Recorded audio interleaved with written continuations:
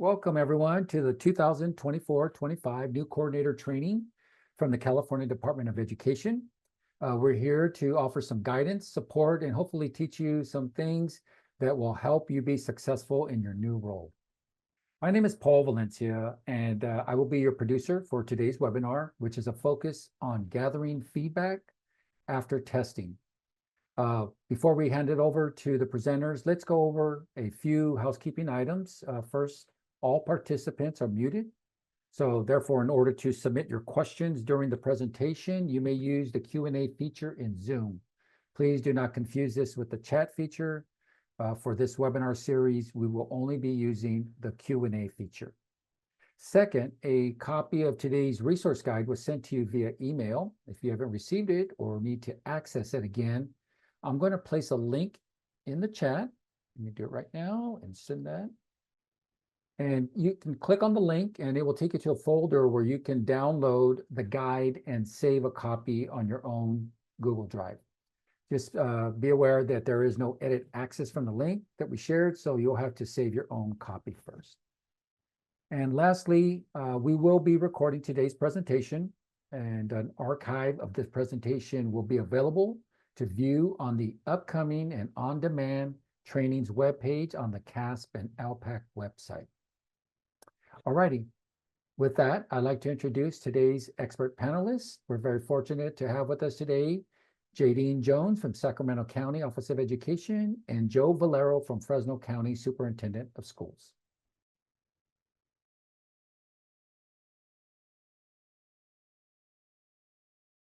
Thank you, Paul, and welcome everyone to today's new coordinator training.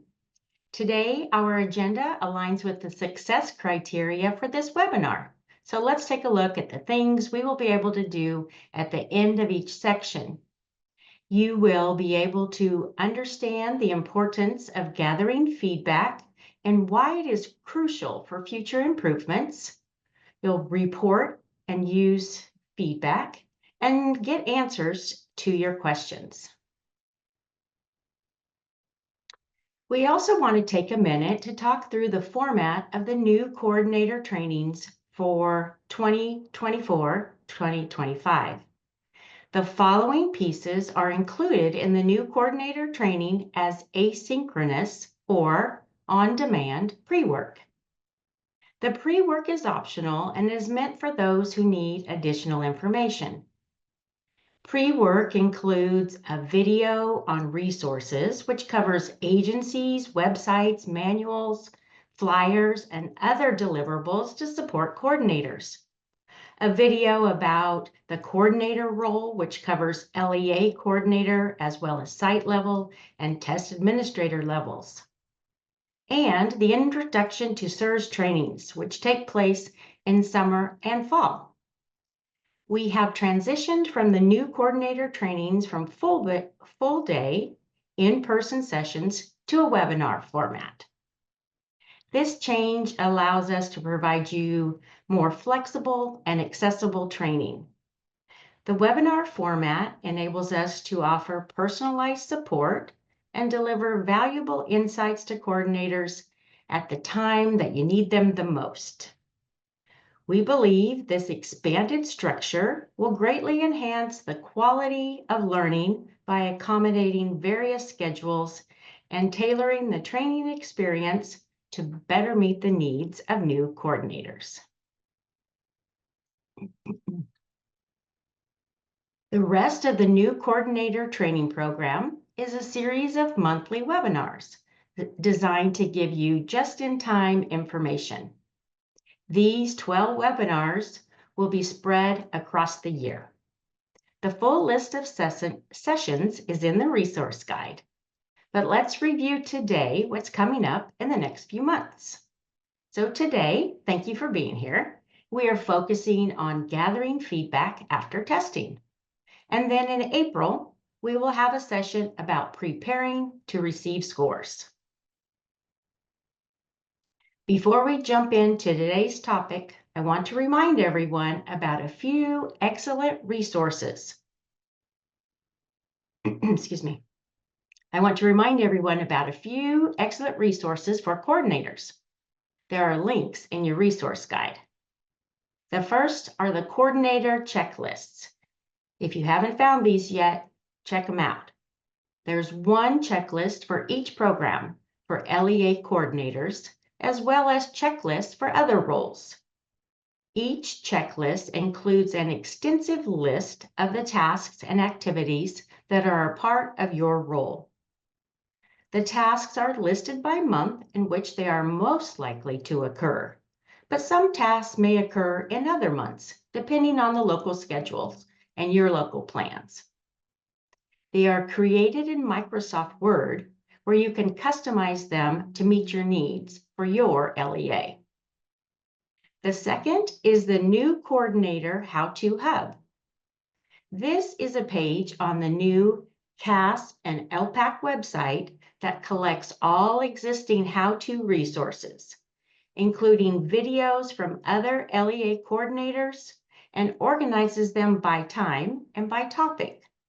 If you are ever stuck or you need help figuring something out, this is a great place to start. So next, we're going to transition to Joe Valero from Fresno, and he's going to give us more information about gathering post-test feedback. Thanks. Thank you, Jay Dean. I'm just fixing my screen. There we go. Can everybody hear me okay? All right, seen some head nods. All right, so good afternoon. I was going to say good morning. That would have been a long day for everybody, right? Good afternoon, everybody. Joe Valero from the Office of the Fresno County Superintendent of Schools. Thank you for being here today. We're going to transition over to gathering post-test feedback. Collecting information from all interest holders during the CAASPP and ELPAC administration process are critical to improving our practices and ensuring that needs are being addressed. Now, let's talk about how and why gathering post-test feedback is important to your role as a coordinator.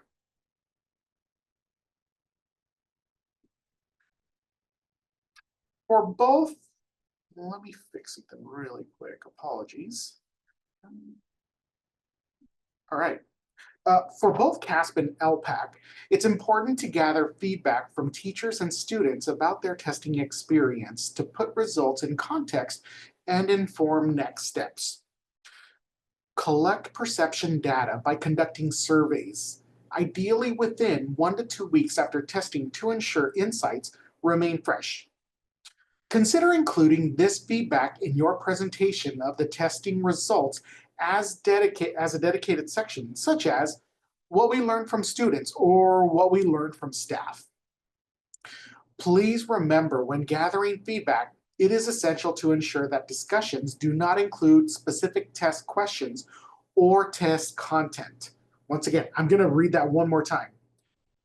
Please remember, when gathering feedback, it's essential to ensure that discussions do not include specific test questions or test content.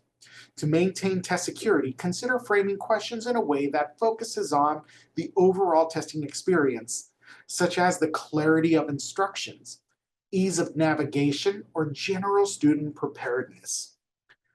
Avoid prompting discussions that might lead participants to recall or share specific test items. In other words, nothing specific about the actual test questions themselves. Provide clear guidelines on appropriate feedback topics that can help maintain compliance while still collecting valuable insights. Remember, once we all get into TOMS, the Test Operations Management System, the first thing that we're doing is signing that affidavit, or we're signing test security agreements. That right there, we're just ensuring that we're not going to talk about any of the items. Essential questions to ask might include, what did you think about the test? How did these tests compare to the tests that you took during the school year? What did you find difficult about the test? Consider follow-up questions for clarity, such as difficulties with computer usage, reading comprehension, or understanding questions or content. What do you think your teacher could have done during the school day, or school year, that would have helped you on the test? When including both student and staff feedback, it's important to connect them together. These questions can help identify areas for improvement and inform instructional support for future assessments. And so why is this important? Well, a lot of the times when we're asking these questions, it helps us even see, you know what? Was it a test of the testing platform? In other words, were the students struggling with the test or accessing certain things? Or is it giving us an accurate idea of what the students are really proficient at, or maybe we need more support with in terms of their content? So we want to just make sure it is not a test of the test, for lack of a better way of saying it. You want to make sure that if there are any barriers, we're collecting that feedback. That way we can go back and just ensure next year we go over and we ensure that whatever barriers were in place, we've resolved them. That way we get an even more accurate idea of what we may want to go over and focus on instructionally for the following year. Any successes or struggles or thoughts you have, Jadine, about any of this? I agree with you on that. Just sometimes things that I thought went swimmingly or super well, I find out later in a feedback form that there were some hiccups that I wasn't aware of at the time. So I found the feedback, I just use a Google form survey to get feedback from the test administrators, the different participants. And like I said, it was a little eye-opening sometimes where I thought, oh, I really nailed it. And then I found out I hadn't nailed it quite as well as I thought. So you had to pull down the award you gave yourself for test coordination from the refrigerator, pull it down. Ah, gosh, how'd you know? There's always something to improve, and that's all of us. I love that. Thank you, Jadine. All right. Let's start by collecting feedback for the specific assessments. So first one we're going to focus on right now is Smarter Balanced for English Language Arts and Math. And we'll be talking about the CAA for English Language Arts and Mathematics coming up. So once again, we're going to start with ELA and mathematics first. Here are some of the questions you might want to ask teachers. What did you think about the test? How did these tests align with the interim or local assessments that you administered during the school year? Is there a weave? Is there a through line happening between summative and the interims, and what might have been either those connections or some of those disconnects? What challenges in administering the tests did you encounter?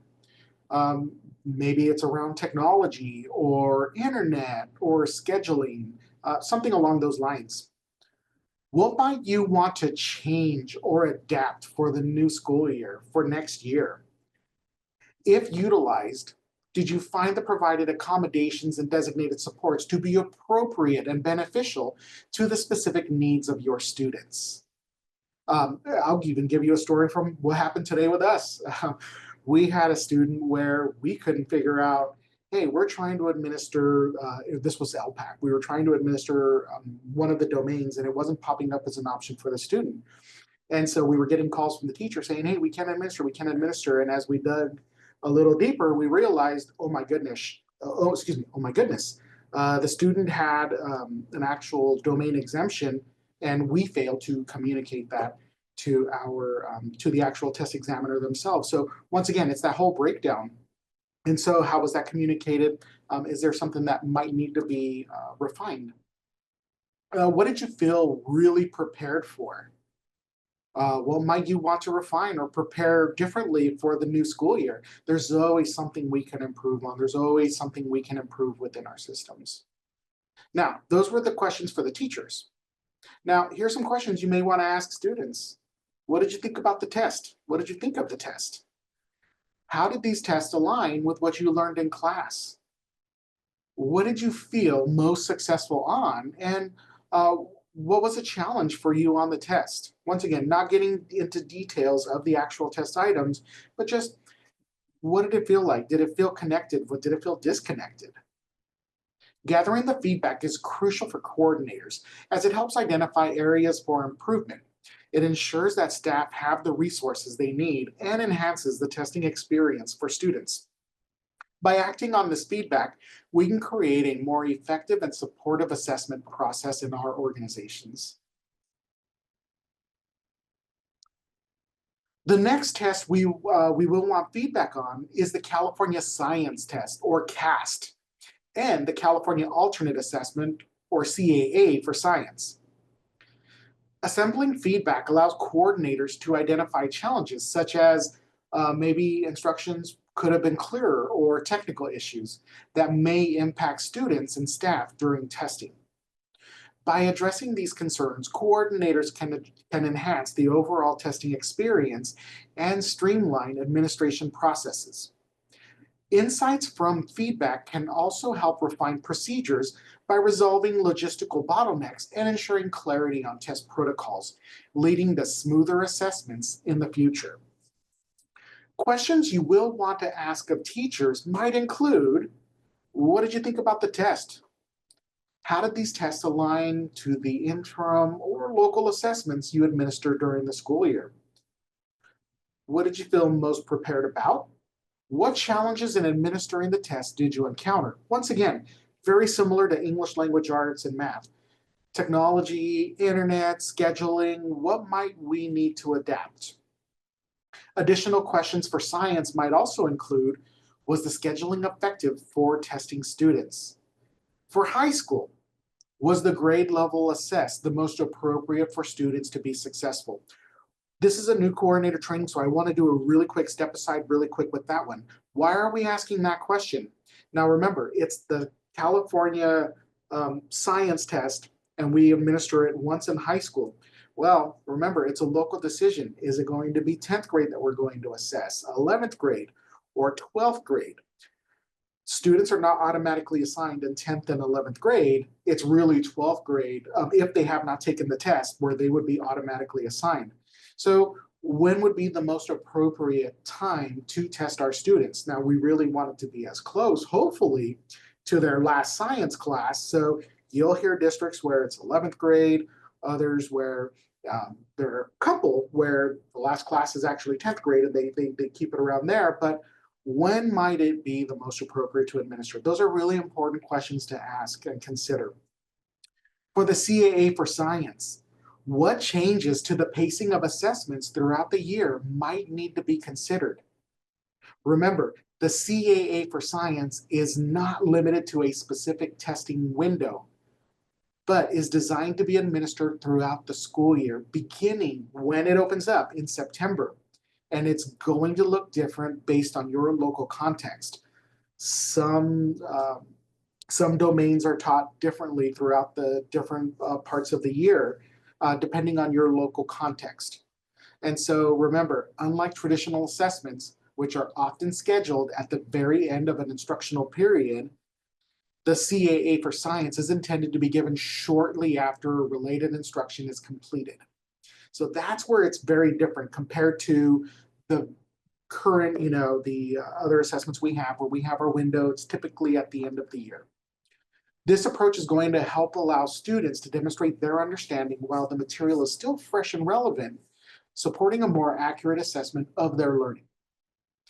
As a reminder, coordinators should communicate this flexibility to educators, ensuring that they integrate the assessment into their instructional plans as appropriate times, rather than waiting until the very end of the year. You don't want to go over and administer all parts of the CAA for science at the end of the year. It is designed, once again, to be administered throughout the year. And that's feedback you're going to want from your teachers. Questions you'll want to ask of students might include, what did you think of the science test? How did these tests align to what you learned in class? And hopefully it's that, hey, it was really quick. I just learned that and I was able to test on that. That's the way those tests are designed. What did you feel most successful on? And what might have been a challenge for you on the test?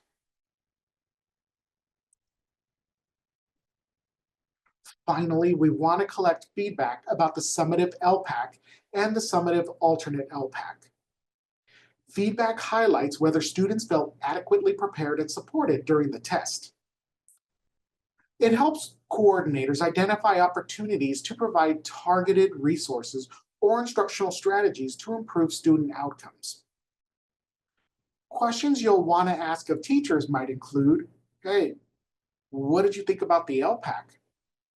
How did these tests align, once again, to the interim or local assessments that you administered during the school year? We want to ensure that our assessments are aligned, connected, there is a through line. What did you feel most prepared about? Once again, still asking teachers, what did we feel most prepared about? What challenges in administering the tests did you encounter? What might you want to change or adapt for the next school year? Additional questions for ELPAC might include, hey, was the scheduling effective for testing students?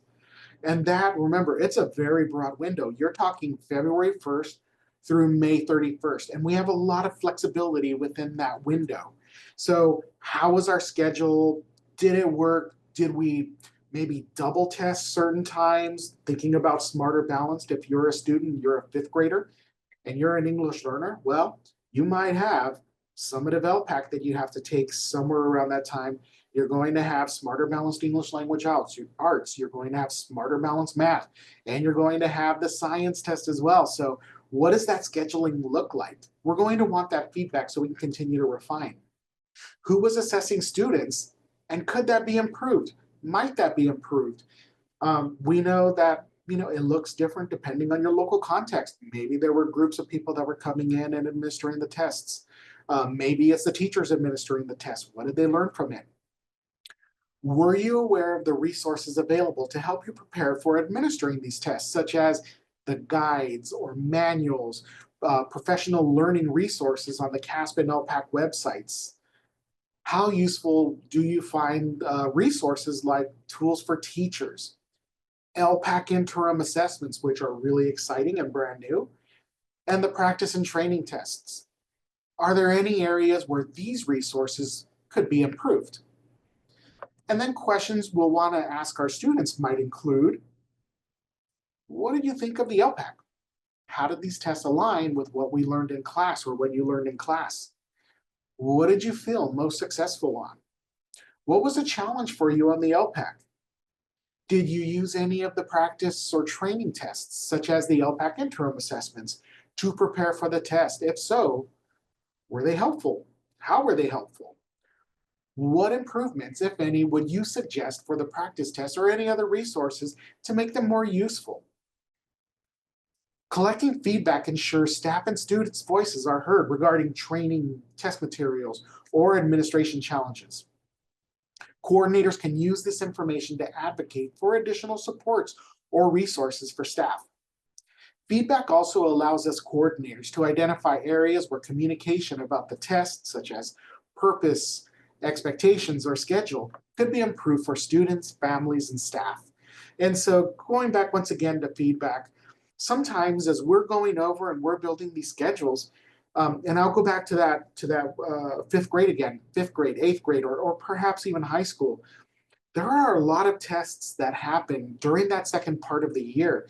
And so how do we ensure that we're getting feedback to ensure that we don't have a student that, let's say it's 1 week and they're just getting slammed with multiple assessments, giving them the opportunity to go over, take an assessment, have a little bit of a break, then we have another assessment popping in at another time. So just thinking about that whole thoughtfulness, and we can get that sometimes because I'll be honest, even me, there are blind spots where you're sitting there, you think you have the perfect schedule, just like J. Dean was saying, we think we have the perfect schedule, and suddenly it's one of those, oh my gosh, I completely didn't think about this particular grade level right here. I completely whiffed. You know what? I need to go back, take that feedback that we got, and then just refine our schedules for the following year. As a coordinator, use the feedback gathered from students and staff to initiate changes in the district that will improve teaching and learning. Remember, we don't want to just go over and administer a test. I mean, we can give a test, but we want to use these tests. We want to use the feedback. We want to use the data. And so how might we use it to go over and improve, once again, the teaching and learning? Present that feedback data by separating it into, hey, what we learned from students and what we learned from staff, or consider organizing it by recurring insights versus new insights for the current year. whatever melts your butter, whatever works for you locally. Connect student and staff feedback to create a cohesive picture. For example, if students find it challenging to read multiple passages and answer questions on both, share this with teachers, curriculum specialists, and key staff members to explore instructional adjustments we might need. Address specific challenges identified in the feedback. For instance, if younger students struggled with the testing interface, consider suggesting third grade teachers to incorporate practice tests into their instruction or assign them as homework. Remember, we don't want it to be a test of the test. We want to be able to really gauge what their content knowledge is. This feedback supports the goal of continuous improvement by leveraging assessments data to guide instruction and enhance student outcomes. Also, this approach shows how valuable feedback from various interest holder groups can drive meaningful improvements across the district. It's really a team effort. Once again, it's just one of those, this almost feels like a little therapy session, right? Where we're talking about, oh my gosh, this is something we completely whiffed in.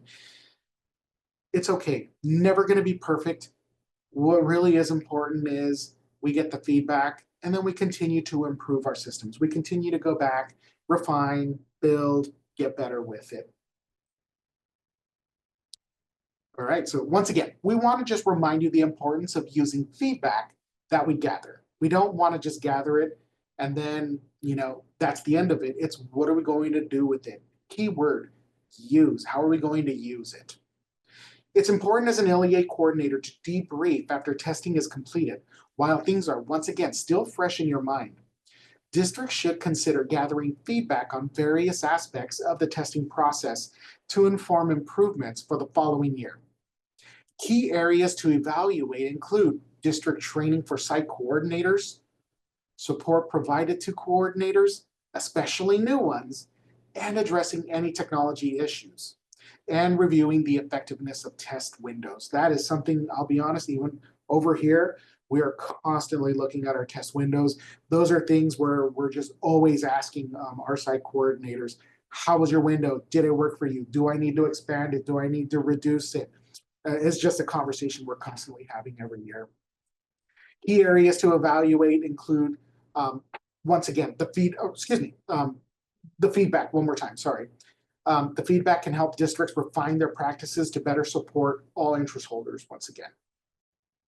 Districts will also want to collect and summarize any feedback that they think is critical for our colleagues at ETS or CDE, so they can continue to go over and refine it as well.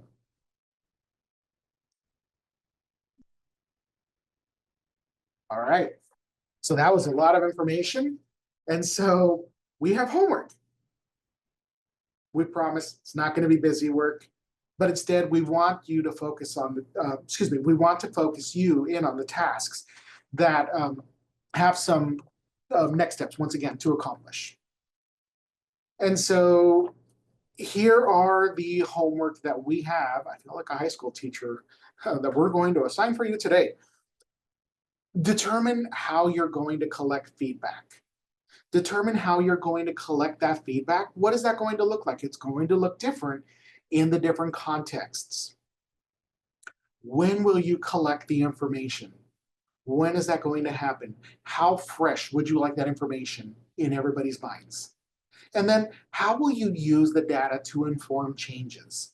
Because once again, we don't want to just collect the data for the sake of collecting data. We want to use it. We want to make it meaningful. We want to make changes with it.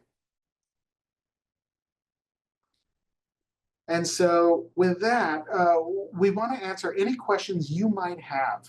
And so we're going to spend the next part of this training answering your questions. So what I'm actually going to do right now is bring everything up on my screen as well. And you probably have some that you see as well, Jadine. And so we can go back and forth. Do you see anything on the radar right now, Jadine? Yes, I just wanted to correct something that I had responded to. A guest had asked, where are the questions that Joe is talking about? And they are in the resource guide. They're linked in the resource guide. So the questions that he was talking about that you can ask your teachers or students for feedback, just check the resource guide and they are there. So that's what it's for. Let's see. There have been some great questions in there, Joe. So while you're pulling them up, Jadine, I'm actually going to take advantage of this brief moment really quick because I know that right now, it's March. We're getting up to some of our windows are probably opening up. I'm getting my emails right now going over and saying, hey, your admin window 2 is about to open. Admin window 3 is about to open next week. And I'm seeing Jadine's head nodding too. And I actually have a window that's already open. And so I want to make sure that we're also covering all of you because some of you might be brand new coordinators. Some of you might be, hey, I just got this job, 2 or 3 weeks ago, or a month ago, or a couple of months ago. And with that, I'm going to say, hey, congratulations on your new position. And you're probably saying to yourself, oh my gosh, all of this information that they're talking about, where can I find it? Where can I find this information? And so I'm actually going to, let's see how good I am with technology. I'm going to minimize the presentation really quickly because every single new coordinator training that we have put on this year, they live over here on the CAASPP and ELPAC website, CAASPP-ELPAC website. And how can you access them? So we're probably all familiar with this website. When you go to training and communication, and I see this, you probably saw I had the note-taking guide up over here, but it's under training and communication. And when you go to upcoming and on-demand trainings, everything that has ever been an online training this year lives in this one particular part. So the default is it's going to give me our upcoming trainings. This is where our new coordinator trainings are. This is today's right here, actually. And so you can actually access the resource guide right here on today's training. That's great. But remember, what if we're brand new? What if we didn't get to attend those other trainings? No problem. Remember, I was training and communication, and then I clicked on upcoming and on-demand trainings. And if I toggle to all trainings and recordings, these are the new coordinator trainings. And so the beautiful thing is this website is in alphabetical order. So when I scroll down, I can actually go to the new coordinator trainings right here. And voila. Let's say I wasn't able to attend the very first training. That was June of 2024. No problem. The PowerPoint is linked in there. The resource guide is linked in. And even better, the recording is there. And you can actually see, oh, you know what? June was actually about the initial ELPAC and summative ELPAC preparation. Number 2, which was a really big one, managing users. How do you add users into the system? And remember, if you weren't able to attend, it will download. If I click on the docx, it will actually download for me. Here's the managing users, and it will go into great detail. What are the different TOMS user roles? Superintendent role, LEA coordinator role, site coordinator role, so on and so forth. So I just wanted to make sure as we're getting to the questions, because I bet some of the questions we all might have, they're going to live somewhere within these really great resource videos and resource guide. I'm constantly going back in. I've been doing this for over a decade, and it's still one of those, oh my gosh, you know what? Those resource guides are really great. I need to go in. I need to get more information. So I just wanted to go over and provide. Before you close out of there, Joe, when you're doing a demo, and you're exactly right. That's what some of the questions were, like, where do I get the information that have already happened? Can you just show where to find the how-to hub while you're there? Oh, I like that. Let me just link to trainings. I'm putting it into the chat right now. Link to trainings, and then there's the link. That way people can get there. So yes, I love that. Thank you, Jadine. So I'm gonna close new coordinators. And one more time, you said, say it again, JD. The how-to hub. How-to hub. So let me go back again. And I'm going to go to trainings and communication one more time up here on top. And so the way that I got into the past trainings, the upcoming and on demand, that was the second one. But what Jadine is talking about, this coordinator how-to hub, this is an amazing resource. So you have the coordinator checklists. Once again, doesn't matter how long we've done this, we all we all go back to these checklists for whether it's ELPAC or CAASPP. Additional information, and then maybe we want vignettes about training for CAASPP. If you open it up, you can see an example for what does that look like in a small district, or how about a medium district, or a large district, or a charter, or a county office. Maybe it's for ELPAC. What might that look like? Or I'm going to keep scrolling down. How about the process for creating users in TOMS? What might that look like for a small district, a medium district? And these are actual LEA coordinators that are in there going over and sharing what they do in their system. And so just a great resource here. I love that. Thank you for reminding me about that one. And I'm actually going to steal that and put it into the chat. You're getting lots of love in the comments, Joe. Just want to say in the question and answer, the attendees are very thankful for the live resource demos and the tours. So thank you for being our tour guide today, Mr. Joe Valero. I feel like, what is it, like the Jungle Cruise at Disneyland, right? That's okay. That's what I was going for. You totally got it. Oh, that's funny. Okay, so let me go back again. And there's one person with a raised hand. So if you have a question, could you please put it in the question and answer?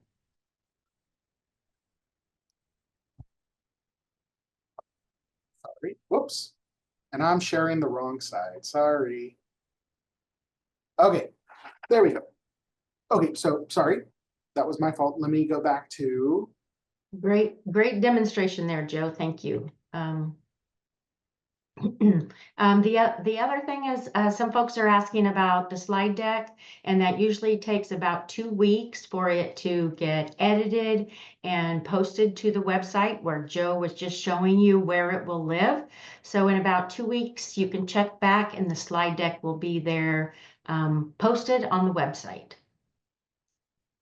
I have to edit out my my mistakes. I'm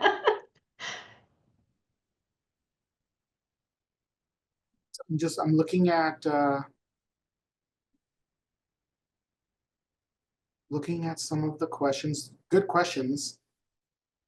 I'm seeing one.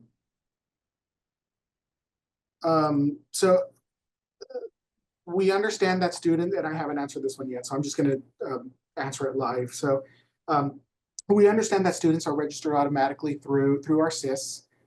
In this case, it's PowerSchool, Student Information System. Is there any action we need to take to make sure they show up in their groups, classrooms? Okay, so that's a great question. And so the way that students end up in TOMS, the Test Operations Management System, and then eventually to the Test Delivery System, you'll hear that referred to as the TDS, Test Delivery System. All of that information comes from CalPads. So here's an example. So in my organization, we have ARIES, which is just like PowerSchool. It's a student information system. And so once a student registers with us, and there, we put them inside of our student information system, we have to ensure, so I have to ensure that I'm communicating with my CalPads person over here, and we let them know, hey, we have a new student, we just enrolled. We need to make sure that the student is ours in CalPads. And then if it's done before 5 o'clock, so what's today, Thursday? The week is flying, right? If they're registered today before 5 o'clock, then it'll be captured from CalPads that will automatically push it to TOMS, the Test Operations Management System. and it'll be reflected. The students will be in our testing system tomorrow. So I hope that makes sense. I hope I didn't jumble it up too much, but really it's a CalPads theme. We need to make sure our students are in CalPads, and then CalPads will automatically sync with our testing systems.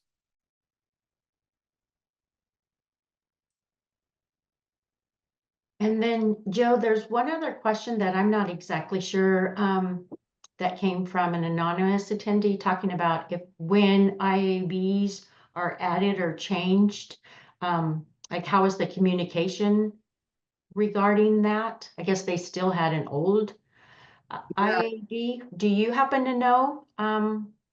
So I don't have I have part of an answer for that. That might be a question we might have to push on to our colleagues at the California Department of Education. Okay. For new IABs that are released, there is a really great training.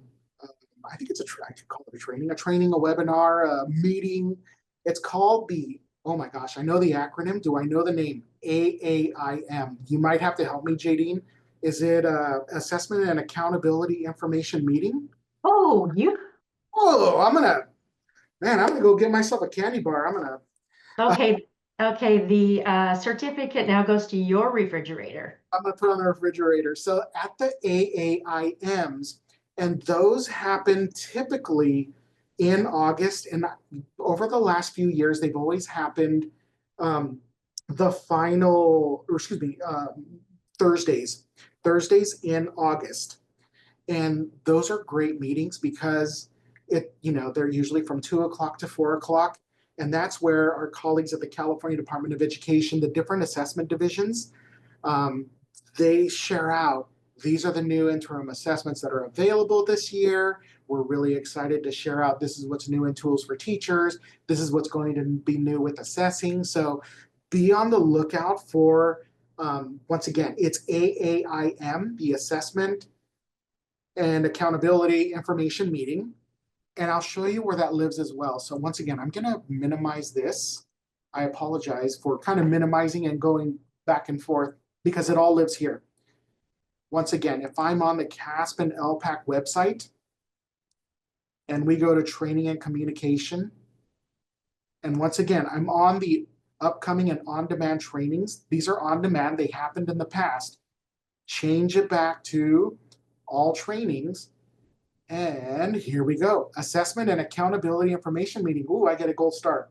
AAIM.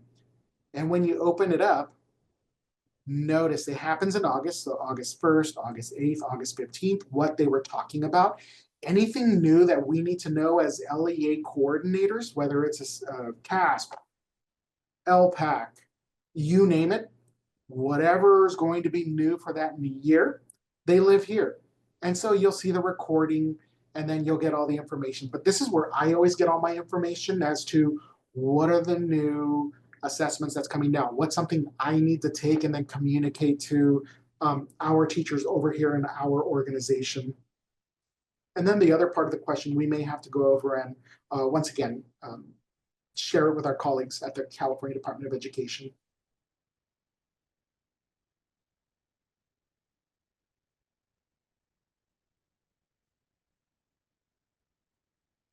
Let's see.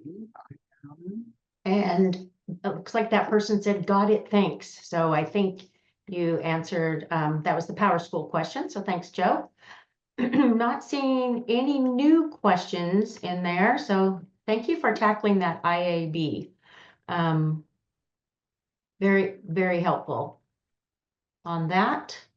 And I think we answered those. Thank you for your good questions, everyone. And I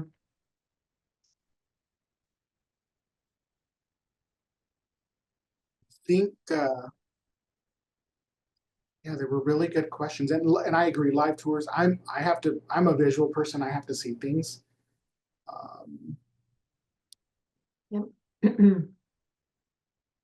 So I don't know. Maybe people get the gift of time today. What is it? This Yeah. one of those. What is it? Going once, oh, this is the wrong slide, by the way. Let me fix that. Yeah, well, we know Paul has a little bit of information to wrap us up today. Yeah, thank you. No, that was a wonderful presentation. Thank you both. And yeah, there were excellent questions and yeah, definitely want to respect everybody's time and, get this time back. And I guess we can just go ahead and wrap it up if that's okay. Joe, Jadine? It's perfect. I got it on, I think it's, I got it on yours, right, Paul? Yeah, on the upcoming trainings. Alrighty, everyone. Well, thank you so much. And we want to wrap this up by promoting a few upcoming trainings. And the link is in the resource guide, the link to register, that is. And so we have next month, that's going to be webinar number 12 of the 24-25 series. So we'll wrap it up for the 2024-25. And that's going to be on April 17th. And we're going to discuss preparing to receive scores. And then we're very happy to announce we just got approved for the 25-26 new coordinator training webinar series, and it's going to kick off in June. And you can see all the list of dates. So yeah, mark your calendar, and we look forward to seeing you in the next training cycle. Also, we have the coffee sessions on April 8th and May 13th and June 10th. And these coffee sessions are hosted by CDE and ETS, and they offer opportunities for LEA coordinators, staff, what have you, to ask questions, get answers about assessments, trainings, resources, and more. And they usually happen every month. So like Joe had pointed out to that upcoming and on-demand trainings webpage on the CAASPP and ELPAC, you can see a list of the coffee sessions there, the new coordinator, and the AIM stuff. So go in there and you can register for these amazing trainings. All right, and if you haven't already, please sign up for the Assessment Spotlight emails, and you can find subscription instructions in your resource guide. Also, for additional updates, you can follow the CDE on X at CDE Assessments, or you can also connect with CDE on Instagram. And there are links in the resource guide to do that. And that brings us to the end of our training. We hope that this information that we shared today was helpful and timely.